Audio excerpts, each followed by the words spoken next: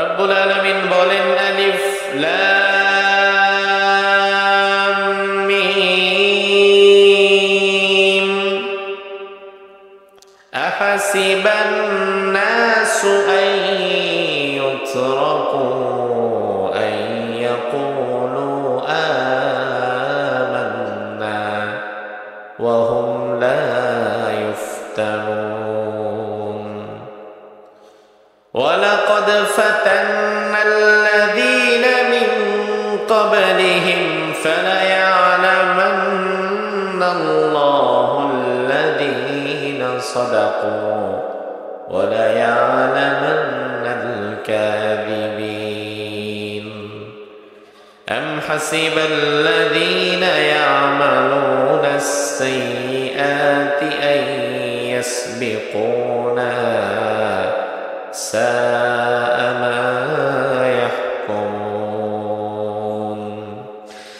من كان يرجو لقاء الله فإن أجل الله لآت وهو السميع العليم সবাই মিলে একটু জোরে বলেন তো আল্লাহু আকবার।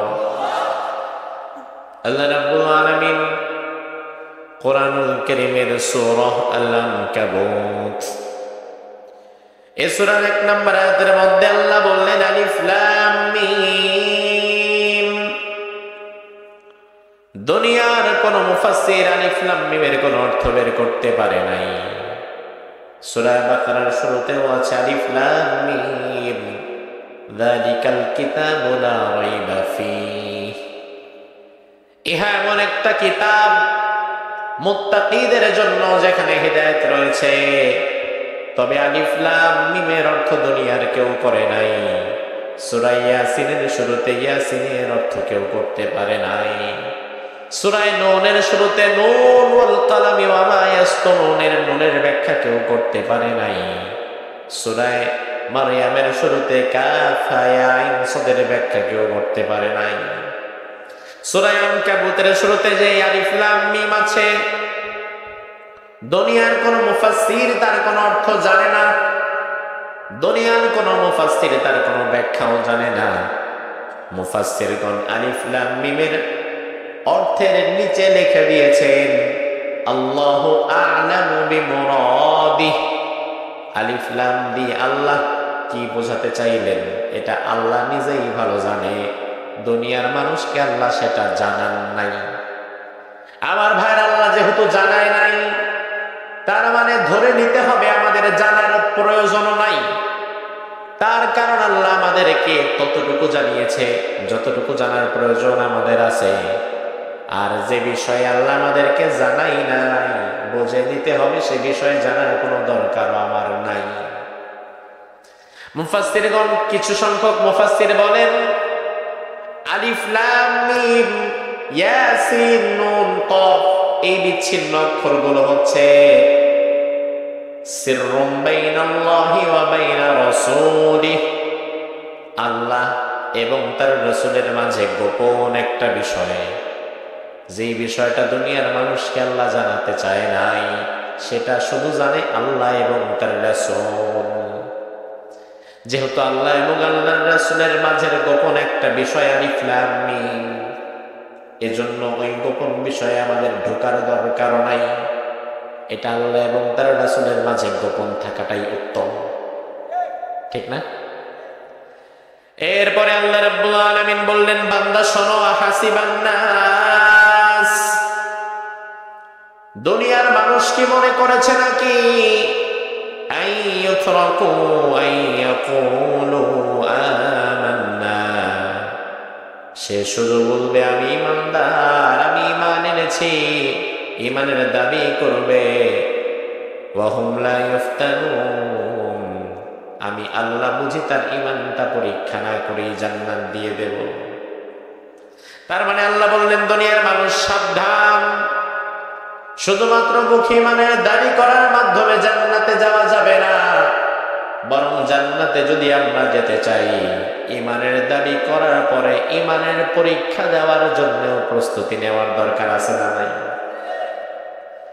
এরপরে আল্লাহ পরের আয়াতে বললেন, ওয়ালাকাদ ফাতান্নাল্লাযীনা মিন ক্বাবলিহিম, ও ঈমানদার, ঈমানের পরীক্ষা শুধু তোমার উপরেই নয়, বরং তোমাদের পূর্বে জমিনে যত মানুষ আমি আল্লাহ বানিয়েছিলাম, ঈমানের পরীক্ষা সকলকেই দেওয়া লেগেছে।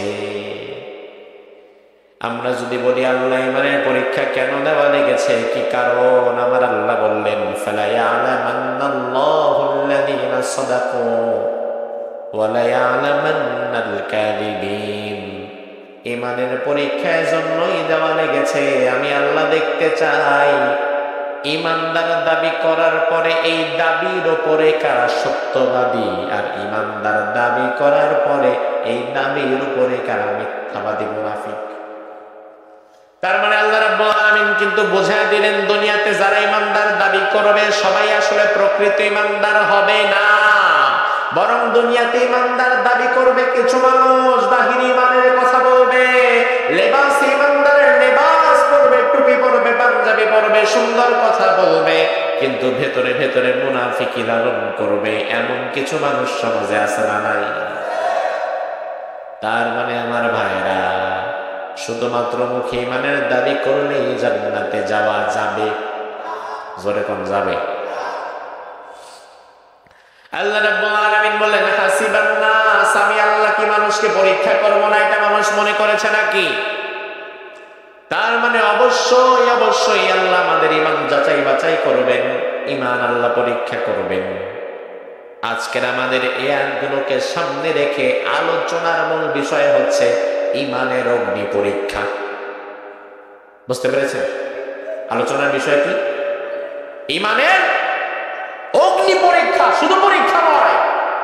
তার কারণ যুগে যুগে ঈমানের পরীক্ষা দিতে গিয়ে জেলে গিয়েছে, যুগে যুগে ঈমানের পরীক্ষা দিতে গিয়ে ফাঁসির কাস্টে ঝুলেছে, এমন কিছু আল্লাহর গোলাম দুনিয়াতে আছে না নাই? এটা কি শুধু পরীক্ষা? অগ্নি পরীক্ষা, এমন কঠিন পরীক্ষা যে পরীক্ষার কাছে পাহাড় টলে যায়, ঈমানদার টলে না। এমন পরীক্ষা, দুনিয়া বিক্রি হয়ে যেতে পারে, ঈমানদার বিক্রি হয় না, ঠিক কিনা? আমার ভাইরা, এই সূরার নাম হচ্ছে আনকাবুত। আনকাবুত শব্দের অর্থ হচ্ছে মাকড়সা। কি চিনেন তো? দ্য স্পাইডার, মাকড়সা। এই যে আমাদের ঘরের দেয়ালে আনাচে কানাচে বাসা বেঁধে থাকে মাকড়সা, এই আনকাবুত শব্দের অর্থই হচ্ছে মাকড়সা। অবাক করা বিষয়, মাকড়সার নামে সূরা দিয়ে সূরার শুরুতে আল্লাহ ঈমানদারের পরীক্ষার কথা বললেন কেন? সূরার নাম তো মাকড়সা, কিন্তু শুরুর আয়াত আবার আল্লাহ মাকড়সা দিয়ে না করে ঈমানদারের কঠিন পরীক্ষা দিয়ে করেছেন। আমার ভাইরা, তার কারণ হচ্ছে দুনিয়াতে যত ত্যাগী প্রাণী আছে, যত ত্যাগী মা আছে, মাকড়সাকে এই ত্যাগী মাদের মধ্যে অন্যতম ধরা হয়। দুনিয়াতে আপনার আমার মা আপনার আমার জন্য ত্যাগ করেছে, কোরবানি করেছে, তবে মাকড়সার মতো কেউ করে নাই। আজকের বিজ্ঞান প্রমাণ করেছে, একটা প্রাপ্তবয়স্ক মাকড়সা যখন বাচ্চার সময় আসে, তখন তার একটা ডিম্বথলি তৈরি হয়, পেটের মাঝে একটা ডিমের থলি তৈরি হয়, এই ডিমের থলির ভেতরে ডিমগুলো থাকে। মাকড়সা যেখানেই যায় ডিমের থলিটা তার সাথেই থাকে। একটা পর্যায়ে যখন ডিমের থলি থেকে ছোট্ট ছোট্ট মাকড়সাগুলো বের হতে থাকে, তখনই মা তার বাচ্চাদেরকে ছেড়ে পালিয়ে যায় না। মা তার সন্তানদেরকে ছেড়ে পালিয়ে যায় না, ভেঙে যায় না, বরং এই ছোট্ট ছোট্ট মাকড়সাগুলো যখন ডিম্বথলি থেকে বের হয়, ডানে যাবে না বামে যাবে, কোথায় যাবে ঠিক পায় না, ক্ষুধার যন্ত্রণায় কাতরাতে থাকে, তখন ওই মা মাকড়সা নিজের বুকটা বাচ্চাদের সামনে পেতে দাঁড়িয়ে থাকে। ছোট্ট ছোট্ট বাচ্চারা মায়ের বুকের মাংস ছিঁড়ে ছিঁড়ে ছিঁড়ে ছিঁড়ে খেতে থাকে। একটা পর্যায়ে দেখা যায় মায়ের বুকের সব মাংসগুলো খেয়ে ফেলে, মায়ের ভেতর থেকে জীবনটা চলে যায়, মা মরে যায়, আর বাচ্চা মাকড়সাগুলো মায়ের পেটের মাংস খেয়ে হৃষ্টপুষ্ট হয়ে নিজেদের দিকে হাঁটা দেয়। আল্লাহ রাব্বুল আলামিন সূরা আনকাবুতের প্রথমে ঈমানদারের কঠিন পরীক্ষার কথা বলে বোঝায় দিলেন, ঈমানদার দুনিয়াতে মা মাকড়সা তার বাচ্চার জন্য যেমন কখনো কখনো জীবন উৎসর্গ করে দেয়, তুমি যদি ঈমানদার হতে চাও তাহলে কখনো কখনো ঈমানের পরীক্ষায় টিকে থাকার জন্য তোমার জীবনটাও আমি আল্লাহর রাস্তায় দিয়ে দেওয়া লাগবে। আমার ভাইরা, এই আয়াতগুলো নাজিল হয়েছে মক্কায়। সাহাবায়ে কেরামের উপরে সবচাইতে কঠিন সময় গিয়েছিল মক্কায়। এই আয়াতগুলো সেই সময় নাজিল হওয়া। তাফসীরে ফাতহুল মাজিদ ইবনে আব্বাস রাদিয়াল্লাহু আনহু থেকে এই আয়াতের তাফসীর প্রসঙ্গে একটা শানে নুজুল এসেছে। শানে নুজুল হচ্ছে এই আয়াতগুলো আল্লাহ তাআলা কোন প্রেক্ষাপটে নাজিল করেছে, সেই বিষয়টাকে তাফসীরের ভাষায় বলা হয় শানে নুজুল। তাফসীরে ফাতহুল মাজিদে এসেছে, সর্বপ্রথম মক্কার জমিনে দ্বীনের দাওয়াত ছিল গোপনে গোপনে, প্রকাশ্যে নয়। এভাবে করে দ্বীনের দাওয়াত গোপনে গোপনে চলেছে মক্কার জমিনে 3 বছর। কয় বছর? কয় বছর? এই 3 বছর সাহাবায়ে কেরাম নামাজ পড়েছেন গোপনে, জিকির করেছেন গোপনে, কোরআন তেলাওয়াত করেছেন গোপনে। 3 বছর পরে হঠাৎ করে একদিন মক্কার কাফেরদের কাছে কিছু সাহাবীদের লিস্ট চলে আসছে। লিস্ট এসে গেছে কাফেরদের কাছে যে তোমরা কি টের পাচ্ছ, মক্কার মধ্যে মুহাম্মদ বিন আব্দুল্লাহ, আব্দুল্লাহর পুত্র মুহাম্মদ মক্কার মধ্যে তো নতুন একটা আন্দোলন শুরু করছে, নতুন একটি ধর্মের দাওয়াত দিচ্ছে। শুধু তাই নয়, আব্দুল্লাহর পুত্র মুহাম্মাদের দাওয়াতে এই পর্যন্ত অনেকে ইসলাম গ্রহণ করেও ফেলেছে। কারা কারা করছে সবার নাম তো আমরা জানি না, তবে আমাদের কাছে 7 জন মুসলমানের একটা লিস্ট আসছে। এই 7 জনকে এখন ইচ্ছা মতো অত্যাচার যদি না করা যায় তাহলে মক্কার মধ্যে ইসলামের এই আলোকে নির্বাপিত করা যাবে না। আপনারা বলেন তো, ইসলামের যে আলো, দ্বীনের যে আলো, এই আলোটা স্বয়ং যিনি জ্বালিয়েছেন তিনি কে? তিনি কে? আর আল্লাহ তাআলা যে আলো একবার জ্বালায়, দুনিয়াতে অন্য কারো ক্ষমতা আছে সেই আলো নেভাবার? আমার আল্লাহ রাব্বুল আলামিন বলেন, ইউরিদুনা লিইউতফিউ নূরাল্লাহি বিআফওয়াহিহিম ওয়াল্লাহু মুতিম্মু নূরিহি ওয়ালাউ কারিহাল কাফিরুন। আমি আল্লাহ রাব্বুল আলামিন আমার দ্বীনের আলোকে গোটা বিশ্বব্যাপী রাঙিয়ে দেব। আমার দ্বীনের আলোকে গোটা বিশ্বব্যাপী আমি প্রজ্বলিত করব। এতে কাফের মুনাফিক মুশরিকেরা সহ্য করবে না, তারা বাধা দিবে, তারা এই আলো নির্বাপিত করতে চাইবে। কিন্তু যুগে যুগে দ্বীনের আলোটাকে যিনি জ্বালিয়ে রাখবেন তিনি স্বয়ং কে? 7 জন মানুষের নাম চলে আসছে কাফেরদের হাতে।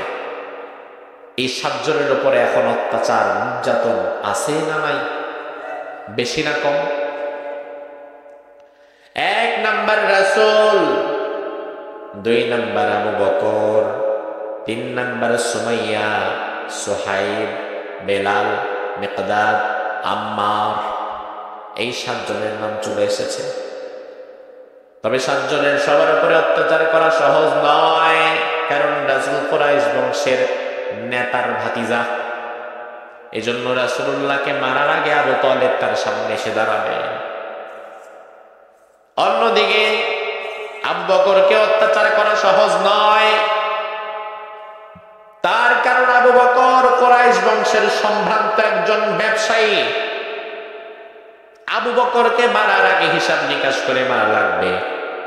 কিন্তু বেলালে মারা লাগে আর কিসের হিসাব নিকাশ? কারণ বেলাল তো কৃতদাস, তারে মারলে কেউ দাঁড়াবে না। সুমাইয়াকে মারার আগে কোনো হিসাব নিকাশ করা দরকার নাই, কারণ সে গরিব মহিলা, দিন আনে দিন খায়, তারে মারলে কারো কাছে কোনো কৈফিয়ত দেওয়া লাগবে না। এজন্য আমার ভাইরা লক্ষ্য করেন, প্রথম যুগে ইসলামের জন্য সব চাইতে বেশি কষ্ট নির্যাতন সহ্য করেছে কিছু গরিব মানুষেরা। একদিকে বেলাল রাদিয়াল্লাহু আনহুকে টেনে হিচড়ে মরুভূমির মধ্যে উটের পায়ের সাথে রশি বেঁধে এরপরে টাঙিয়ে দেয়া হচ্ছিল, অন্যদিকে সুমাইয়া রাদিয়াল্লাহু আনহাকে আবু জাহল ধরে নিয়ে গেল। আল্লাহ যে বললেন, হাসিবান নাস আইয়ুতরাকু আইয়াকুলু আমান্না ওয়া হুম লা ইফতানুন, দুনিয়ার মানুষ মনে করেছে ইমানদার বললেই বুঝি আমি আল্লাহ জান্নাত দিয়ে দেব, অথচ না না, এত সহজ হবে না। ইমানদার বললে যদি জান্নাত পাওয়া যেত, তাইলে বেলালের অপরাধটা কি? বেলাল এত কষ্ট করলো কেন?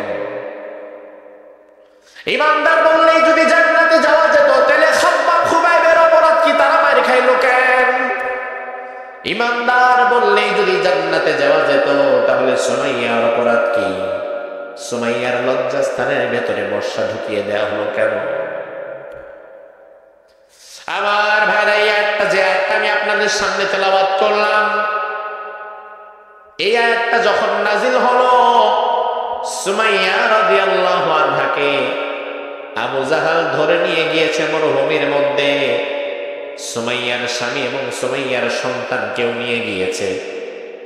সুমাইয়াকে হাত পা দুটো খেজুর গাছের সাথে এইভাবে বেঁধে ফেলেছে।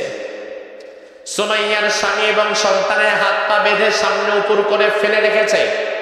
অন্যদিকে সুমাইয়াকে হাত পা খেজুর গাছের সাথে দাঁড় করিয়ে বেঁধে রেখে সুমাইয়া রাদিয়াল্লাহু আনহার স্বামী এবং তার সন্তানের সামনে তার গায়ের কাপড় চোপড়গুলো সব খুলে ফেলা হয়েছে। একজন স্বামী আর একজন সন্তান উলঙ্গ হিসাবে, সন্তান তার মাকে যখন দেখে চোখ তো আর খুলতে পারে না।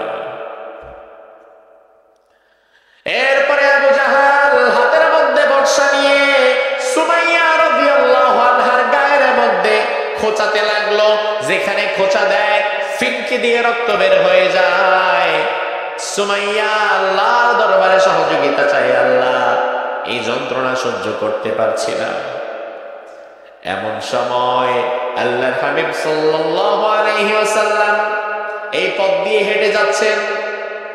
রাসূলুল্লাহ যাওয়ার সময় দেখতে পেলেন সুমাইয়ার কান্নার আওয়াজ ভেসে আসছে। আল্লাহর হাবিব কাছাকাছি গিয়ে দেখলেন আবু জাহালের গোষ্ঠীরা চারপাশে গোল হয়ে উলঙ্গ করে সুমাইয়ার গায়ের মধ্যে বর্ষা দিয়ে খোঁচাচ্ছে। অন্যদিকে সুমাইয়ার ছেলে আর সুমাইয়ার স্বামীকে বেঁধে রাখা হয়েছে সামনে। আল্লাহর হাবিব আর দৃশ্যটা সহ্য করতে পারলেন না, দ্বিতীয়বার তাকাতেও পারলেন না। বিশ্বনবী চোখ বন্ধ করে ফেললেন আর চোখের পানি ছেড়ে দিলেন। সুমাইয়াকে ইঙ্গিত করে বললেন, সুমাইয়া ইসবিরি ইয়া আলা ইয়াসার ফাইন্না মাওইদাকুমুল জান্নাহ।